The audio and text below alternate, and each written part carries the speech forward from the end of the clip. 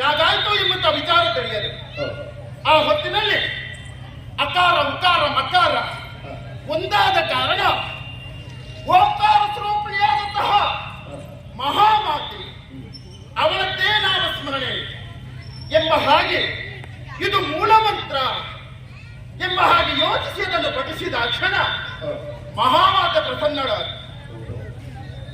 ಅವಳ ಸಂಕಲ್ಪದಂತೆ ಮೂರು ಮೂರ್ತಿಗಳಂತಹ ನಮ್ಮ ಸೃಷ್ಟಿಯಾಯಿತು. ಪ್ರಥಮವಾಗಿ ಪಾಲನಾಕರ್ತೃವಾದಂತಹ ವಿಷ್ಣು ವೈಕುಂಠದಲ್ಲಿದ್ದುಕೊಂಡು ಸಕಲ ಜೀವರಾಶಿಗಳನ್ನು ಪಾಲನೆ ಮಾಡುವಂತಹ ಹೊಣೆಗಾರಿಕೆ. ಆಮೇಲೆ ಪ್ರಪಂಚದಲ್ಲಿ ಸಕಲ ಜೀವರಾಶಿಗಳನ್ನು ಸೃಷ್ಟಿಸಿ ಸಕಲೋಕದಲ್ಲಿದ್ದುಕೊಂಡು ಇನ್ನು ಒಂದು 84 ಲಕ್ಷ ಜೀವರಾಶಿಗಳನ್ನು ಸೃಷ್ಟಿ ಮಾಡುವಂತಹ ಅರ್ಹತೆ ಇರುವುದಿದ್ದರೆ ಅದು ಬ್ರಹ್ಮನಿಗೆ. ಹಾಗಿದ್ರೆ ಈಶ ಲಯದ ಅಧಿಷ್ಠಾತ್ರ ದೇವತೆಯೆಂದೆನಿಸಿಕೊಂಡು ಮುಕ್ತಣ್ಣೇಶ್ವರ ಶ್ವೇತವರ್ಣದಿಂದ ಕಂಗೊಳಿಸುವವ ಈತನು ಕೈಲಾಸದಲ್ಲಿದ್ದುಕೊಂಡು ಸಕಲ ಜೀವರಾಶಿಗಳನ್ನ ಸಂಹಾರ ಮಾಡುವಂತಹ ಲಯ ಮಾಡುವಂತಹ ಹೊಣೆಗಾರಿಕೆ.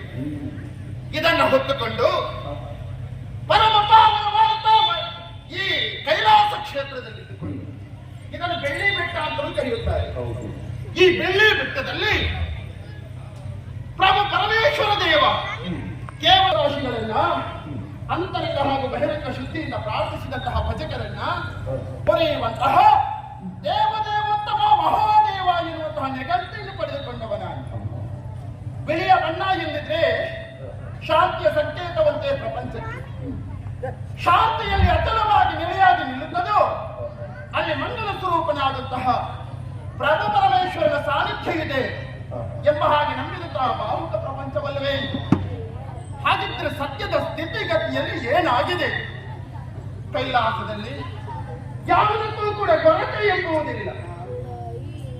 ಮನಸ್ಸಿಗೆ ಅಶಾಂತಿ ಉಂಟಾಯಿತು.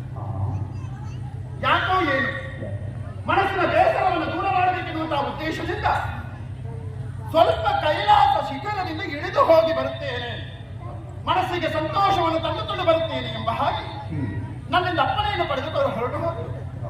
ಆ ಬಳಿಕ ಅಲ್ಲಿ ಕಂಡಿರುವಂತಹ ವಿಶೇಷತೆ ಬ್ರಾಹ್ಮಣರ ಸಾಲು ಸಾಲು ಪ್ರಶ್ನಿಸುವುದಕ್ಕೆ ಮುಂದಾದರಂತೆ. ಸಿಕ್ಕಿದಂತ ವರ್ತಮಾನವೇನು? ಕೈಲಾಸದಂತೆ ಇರುವಂತಹ ಮತ್ತೊಂದು ಮನೆ, ಕೈಲಾಸದಲ್ಲಿರುವಂತಹ ಮತ್ತೊಂದು ಮನೆ, ಅದು ಮತ್ತಲೋಕವಾದಂತಹ ಪ್ರಾಚೀನ ಬರಿಗೆಯಲ್ಲಿ ಏನಂತೆ, ದಕ್ಷ ಪ್ರಜಾಪತಿ ಬಲದೊಡ್ಡ ಯಾಗವನ್ನೆಲ್ಲ ಕೈಗೊಂಡಿದ್ದಾನಂತೆ. ಈ ವಿಚಾರವನ್ನು ಕೇಳಿದ ಕ್ಷಣ ನನ್ನ ಮನಸ್ಸಿಗೂ ಯಾಕೋ ಆತಂಕ ಉಂಟಾಯಿತು.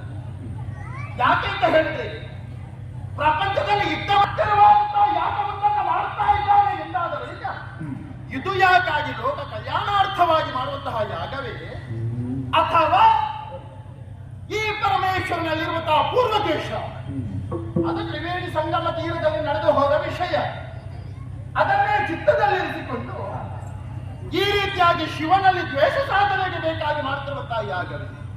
ಕೂಲಂಕುಷವಾಗಿ ಆಲೋಚನೆ ಮಾಡುವಾಗ ಇದು ದ್ವೇಷ ಸಾಧನೆಗೆ ಮಾಡುತ್ತಿರುವಂತಹ ಯಾಗವೇ ಸ್ಪಷ್ಟ. ಹಾಗಿದ್ರೆ ಯಾಕೆ ನನ್ನ ಅರಸಿಯಾದಂತಹ ಗೌರಿ ಒಂದೇ ಹಠ ಮಾಡಿತು, ತವರ ಮನೆಯಲ್ಲಿ ಆಗುತ್ತಿರುವಂತಹ ಯಾಗಕ್ಕೆ ನಾನು ಹೋಗಬೇಕು ಸ್ವಾಮಿ, ಯಾವುದೋ ಒಂದು ಮಾಯಾಪಾಶ ನನ್ನ ಮನಸ್ಸನ್ನು ಆ ಕಡೆಗೆ ಸೆಳೆಯುತ್ತಾ ಉಂಟು ಎಂಬ ಹಾಗೆ. ಸತಿಯ ಮನವನ್ನು ಅರ್ಥ ಮಾಡಿಕೊಂಡು ಪತಿಯಾದವು ವ್ಯವಹರಿಸಬೇಕು, ಹೌದಾಗಿದ್ರು ಕೂಡ ಇಲ್ಲಿ ಕಳುಹಿಸಿಕೊಡುವಲ್ಲಿ ನಾನು ಸ್ವಲ್ಪ ಯೋಚನೆ ಮಾಡಿಕೊಳ್ಬೇಕಾದ್ರೆ ಸರಸ್ವತಿ ಓಡಿಕೊಂಡು ಹೋಗಿದ್ದಾರೆ. ಕೈಲಾಸದಿಂದ ಪ್ರಭು ಪರಮೇಶ್ವರ ಅವತಾರಿಯಾದಂತಹ ಮಹಾಸತಿ ತವರ ಮನೆಗೆ ಹೋಗುತ್ತಿರುವಂತಹ ವೇಳೆಯಲ್ಲಿ ದೀಕ್ಷೆಯಲ್ಲಿರುವಾಗ ನನ್ನನ್ನು ಯಾರೋ ಕಾಯುತ್ತಾ ಇದ್ದಾರೆ ಅಂತಲ್ಲ. ಬರಲಿ ಬರಲಿ. ಕಾಲ ಕಾಲ ಕಾಲ ವಿಕಾಮದ ಪಾಲನಯನ ಶಂಕರ ನೀಡಲು ವಿತಂಡನಾಗಿ ಶೂಲಗಿರಿ ಗಮನ ಕಾಲ ಕಾಲ ಕಾಲ ವಿಕಾಮದ ಪಾಲನಯನ ಶಂಕರ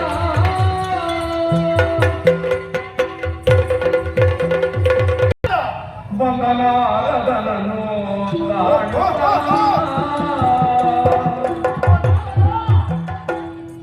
ಬಂಧನಾರದನನು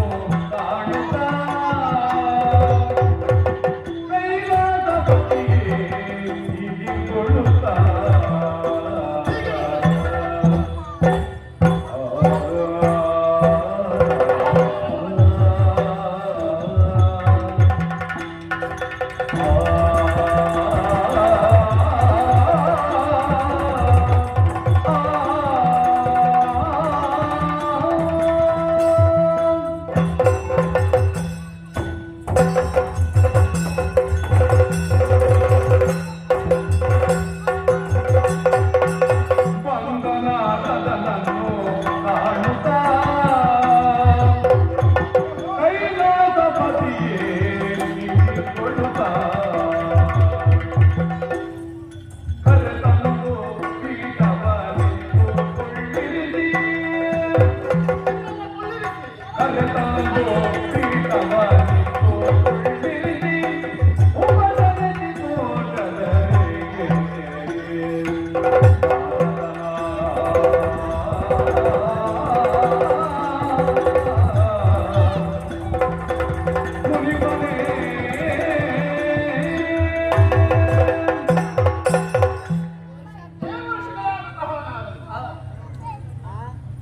ರಜತಾತ್ರಿಯಲ್ಲಿ ವಾಸವಾಗಿರುವಂತಹ ಪ್ರಭು ಪರಮೇಶ್ವರ ನಾಮಸ್ಮರಣ ಬೇರೆ, ಸ್ತುತಿ ಸ್ತೋತ್ರಗಳನ್ನು ಬೇರೆ ಪಠಿಸುವುದರ ಮೂಲಕವಾಗಿ ರಜತಾತ್ರಿಯನ್ನು ಏರಿ ಬಂದವರು ನಾರದರೆ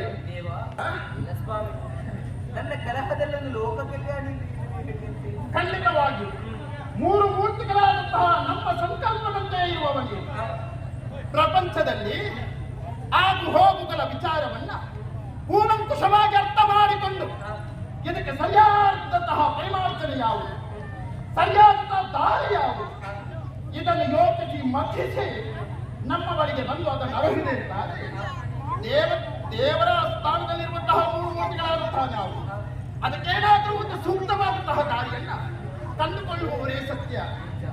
ಮುಕ್ತ ಮೂರು ಈ ಹೊತ್ತಿನಲ್ಲಿ ಈ ಕೈಲಾಸಕ್ಕೆ ಬಂದಿದ್ದೀನಿ ನಾರದ ಮಾತ್ರವೇ ಇತ್ತ ಬಂದದ್ದು ಯಾಕೆ ಲೋಕದ ವಿಚಾರವಾಗಿ ಮುನಿಪಾಲಿಗೆ ವನದೇ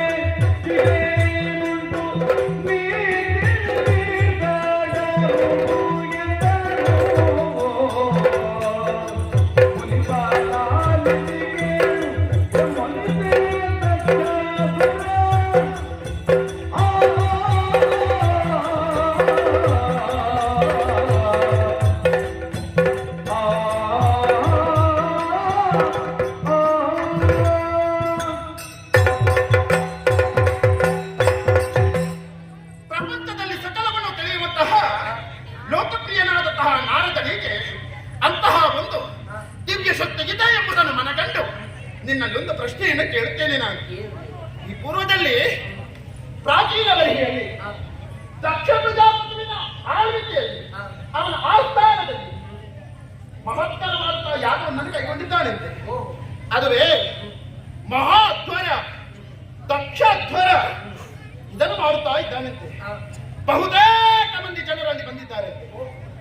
ಹಾಗಿರುವಾಗ ನನ್ನ ಸತ್ಯಾದಂತಹ ಆ ದಾಕ್ಷಾಯಿ ತವರ ಆಗುತ್ತಿರುವಂತಹ ಯಾಗದ ಸಭೆಯನ್ನು ವೀಕ್ಷಿಸಬೇಕು, ಬಂದು ಬಳಗದವರನ್ನು ಕಟ್ಟು ಮಾತಾಡಬೇಕೆನ್ನುವಂತಹ ಅಭಿಲಾಷೆಯಿಂದ ಇಲ್ಲಿಂದ ಹೊರಟು ಹೋದವಳಾಗಿದ್ದಾರೆ. ಹೋದವಳ ಮರಳಿ ಪ್ರವೇಶವಾಗಿಲ್ಲ. ಹಾಗಿದ್ರೆ ಅಂತಹ ಸ್ಥಳದಲ್ಲಿ ಅದು ಯಾಕೆ ನಡೆಯಿತು? ದಾಕ್ಷಾಯಿನಿ ಇನ್ನೂ ಕೂಡ ಯಾಕೆ ಬರಲಿಲ್ಲ?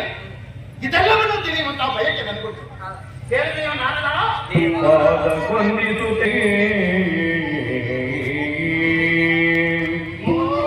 ಪಾದ ಕೊಂದಿಸುತ್ತೆಂದ ತಿಳಿಯದಲ್ಲದಿ ಕೇಳುವೆ.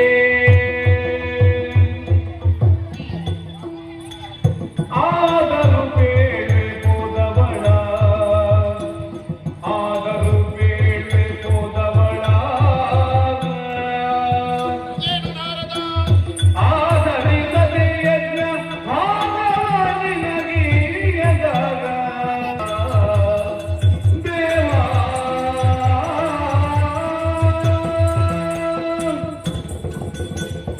ಆದರೂ ಬೇಳೆ ನಾರದ ಮೊದಲಾಗಿ ಬಂದಿಸಿಕೊಳ್ತಾ ಇದ್ದೆ. ಎದ್ದೇಳಯ್ಯ. ಬ್ರಹ್ಮದೇವನ ಮನಸ್ಸಿನಿಂದ ಹುಟ್ಟಿಕೊಂಡವನು ನಾನು. ಆ. ಆದ್ರಿಂದಲೇ ಬ್ರಹ್ಮ ಮಾನಸ ಪುತ್ರ ಅಂತ ಕೊಂಡಾಡಿದ್ದಾರೆ. ಖಂಡಿತ. ನೀವೇ ಹೇಳಿದಂತೆ ಆ. 3 ಮುಕ್ಕಾಲು ಗಳಿಗೆ 3 ಲೋಕವನ್ನು ಸಂಚರಿಸಬಲ್ಲಂತಹ ಸಾಮರ್ಥ್ಯವನ್ನು ಹೊಂದಿದವನು ನಾನು. ಸತ್ಯ ತಾನೆ. ಅದನ್ನು ಅನುಗ್ರಹಿಸುವುದು ನೀವೇ. ಖಂಡಿತ.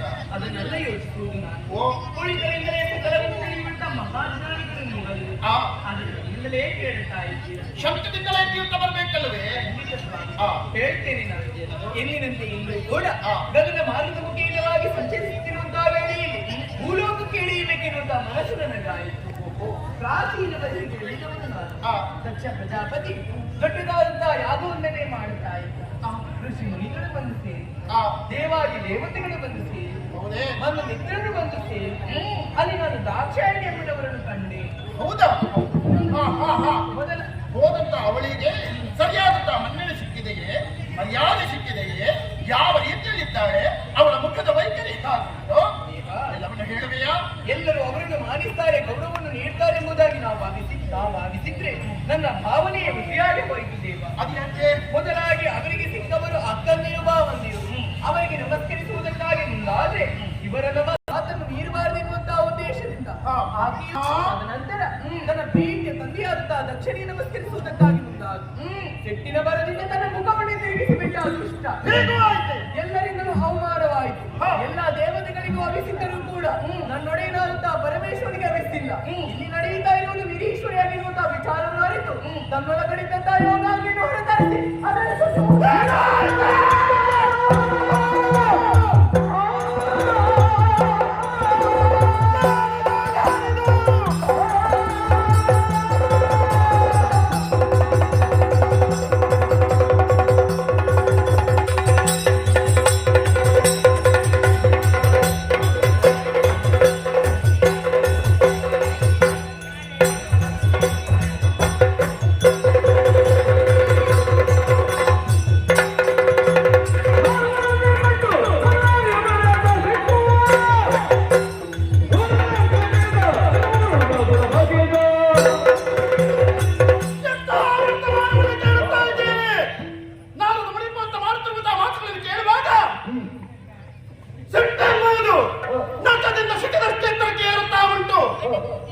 ನನ್ನಲ್ಲಿ ವಿರೋಧವನ್ನು ಕಟ್ಟಿಕೊಂಡರೆ ದಕ್ಷ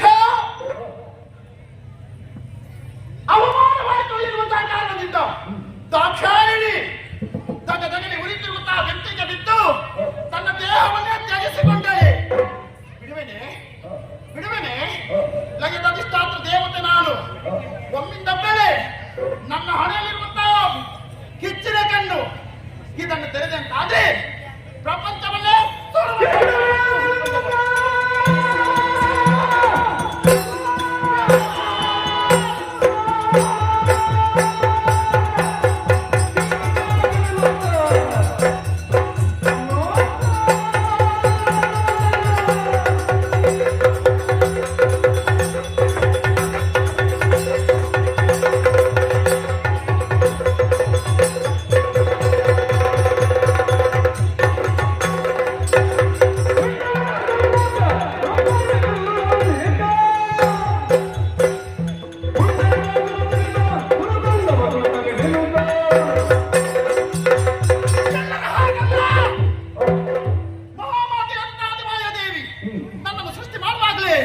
ನನಗೆ 3 ಕಣ್ಣನ್ನು ಕೊಟ್ಟಿದ್ದಾಳೆ. ಆದ್ದರಿಂದಲೇ ಕರ್ತಪ್ರಭು ಪರಮೇಶ್ವರ ಈ ಕಣ್ಣನ್ನ ಒಮ್ಮಿಂದೊಮ್ಮೆಲೆ ತೆರೆಯುವುದರ ಮೂಲಕವಾಗಿ ಪ್ರಪಂಚವನ್ನೇ ಸುಟ್ಟನ್ನಾಗಿ ಮಾಡುತ್ತೇನೆ. ಇಲ್ಲ ಲೋಕದ ಕೈಗೆ ಬುದ್ಧಿಯನ್ನು ಕೊಟ್ಟೆ ತಕ್ಷಣೊಬ್ಬ ಮಾತ್ರ ಸಾಯುವುದಲ್ಲ, ಅವನ ಪರಿವಾರದವರು ಸಾಯುವುದಲ್ಲ. ನನ್ನ ಭಕ್ತಸ್ತೋಮ ಈ ಪ್ರಪಂಚದಲ್ಲಿ ಬಹುತೇಕ ಸಂಖ್ಯೆ ಇದ್ದಾರೆ, ಅವರೆಲ್ಲರೂ ಅರಿತು ಹೋಗ್ತಾರಲ್ಲ. ಹಾಗಿದ್ರೆ ಮುಂದೇನು ಮಾಡೋಣ?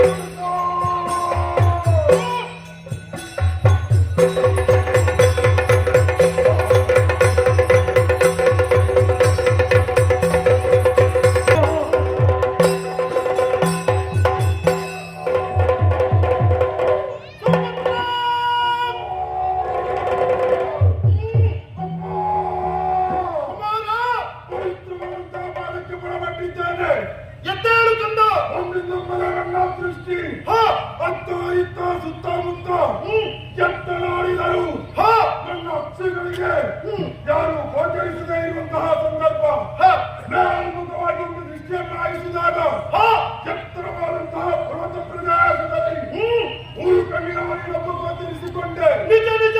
ಹಸಿವಿನಿಂದ ಕಂಗೆಟ್ಟಿದ್ದಂತಹ ನನ್ನ ಹಸಿವನ್ನು ನಿವಾರಿಸಿದ ಮನೆಯಾಗಿದ್ದೀಯ. ಸತ್ಯ ಮಗನೇ. ಆದ್ದರಿಂದಲೇ ನನ್ನ ದೃಷ್ಟಿಗೆ ಕಾರಣೀಕರ್ತರು ನೀವೇ ಎನ್ನುವುದನ್ನು ಅರ್ಥೈಸಿಕೊಂಡಿದ್ದೇನೆ. ನಿನ್ನನ್ನು ಸರಿಯಾಗಿ ನೋಡಿದಾಗ ಕೆಂಪಾದಂತಹ ಕಣ್ಣುಗಳು, ನಡುಗುತ್ತಿರುವಂತಹ ದೇಹ, ಕೋಪದಿಂದ ಕಾಣುತ್ತಾ ಇದ್ದೀಯ. ನಿಜ. ಈ ಹೊತ್ತಿನಲ್ಲಿ ಒಮ್ಮಿಂದೊಮ್ಮೆಲೆ ನನ್ನ ಸೃಷ್ಟಿ ಆಗ್ಬೇಕು ಅಂತಿದ್ರೆ ಏನೋ ಒಂದು ಕಾರಣ ಇದ್ದೇ ಇರಬೇಕು. ಸರಿ. ಒಬ್ಬ ಯಾತಕ್ಕೆ ಜನ್ಮವನ್ನಿದ್ದೆ, ನನ್ನಿಂದ ಆಗಬೇಕಾದಂತಹ ಕಾರ್ಯಗಳಾದರೂ ಯಾವುದು, ಯಾರು ನಾವು ತಿಳಿಸಪ್ಪ.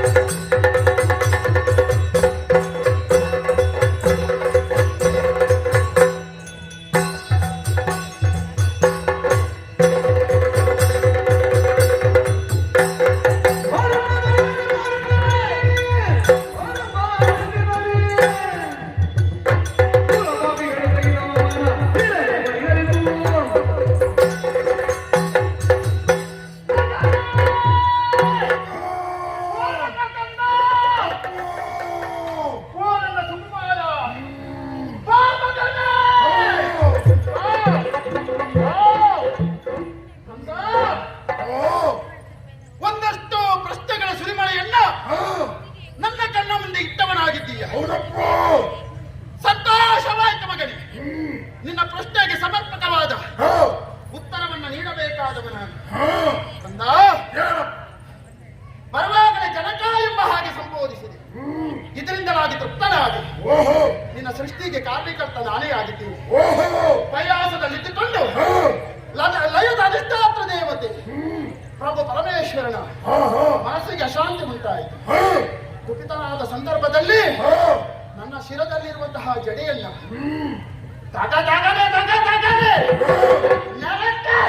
ಅಪಹರಿಸಿದವ ನಾನು. ಆ ಹೊತ್ತಿನಲ್ಲಿ ಹುಟ್ಟಿಕೊಂಡವನಿ ಕುಮಾರ. ಬರುವಾಗಲೇ ನಮ್ಮ ಸಂಕಲ್ಪದಂತೆ ವೀರತ್ವವನ್ನು ಹೊಂದಿಕೊಂಡು ಬಂದಿರುವೆ. ಆದ ಕಾರಣ ನಿನ್ನ ಹೆಸರು ಇನ್ನು ಮುಂದಕ್ಕೆ ವೀರಭದ್ರ. ವೀರಭದ್ರ. ವೀರಭದ್ರ. ಹೌದು ಮಗನೇ.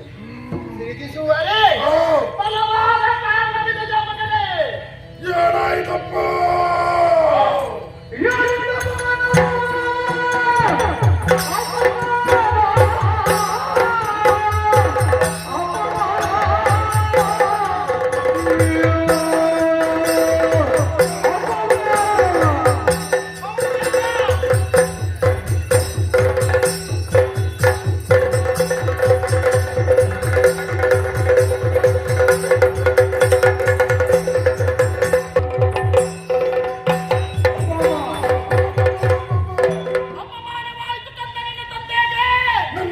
ಕಾರಣೀಕರ್ತನಾದಂತಹ ನಿನಗೆ ಅಪಮಾನವಾಯಿತೆ. ಯಾರಿಂದ ಅಪಮಾನವಾಯಿತು? ದೇವಾನು ದೇವತೆಗಳಿಂದ ಅಪಮಾನವಾಯಿತೆ. ಋಷಿಮುನಿಗಳಿಂದ ಅಪಮಾನವಾಯಿತೆ. ನಿನ್ನ ಭಕ್ತ ಸಮೂಹದಿಂದ ಅಪಮಾನವಾಯಿತೆ. ಮೂರ್ತಿಗಳಲ್ಲಿ ಉಳಿದ ಜೀವರಿಂದ ಅಪಮಾನವಾಯಿತೆ. ಯಾರಿಂದ ಅಪಮಾನವಾಯಿತು? ದೇವಸ್ಥಾನದಲ್ಲಿ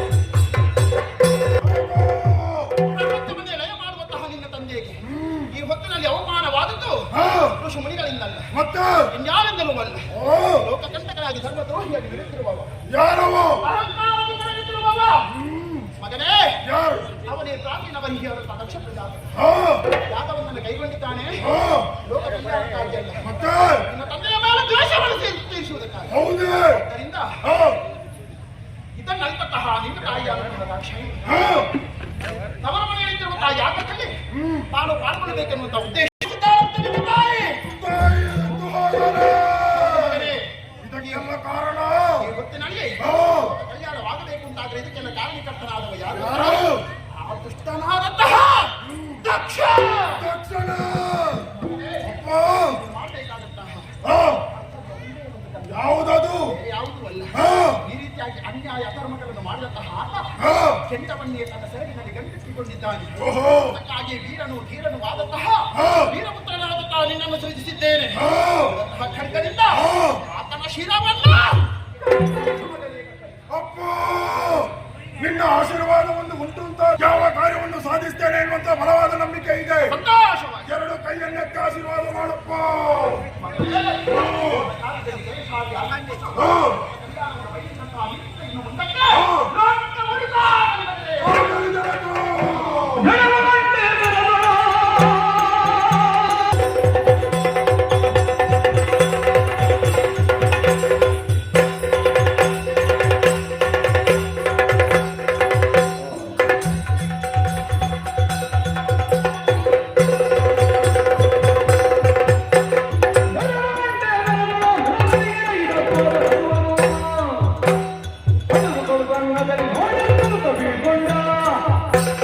ನಿನ್ನಿಂದ ಆಶೀರ್ವಾದವನ್ನು ಪಡೆದಿದ್ದೇನೆ. ತಕ್ಷಣ ಶಿರವನ್ನು ಕತ್ತರಿಸುವುದಕ್ಕಾಗಿ ನೇರವಾಗಿ ಪ್ರಾಚೀನ ಬರಿಯನ್ನು ಸೇರಿಕೊಳ್ತೇನೆ.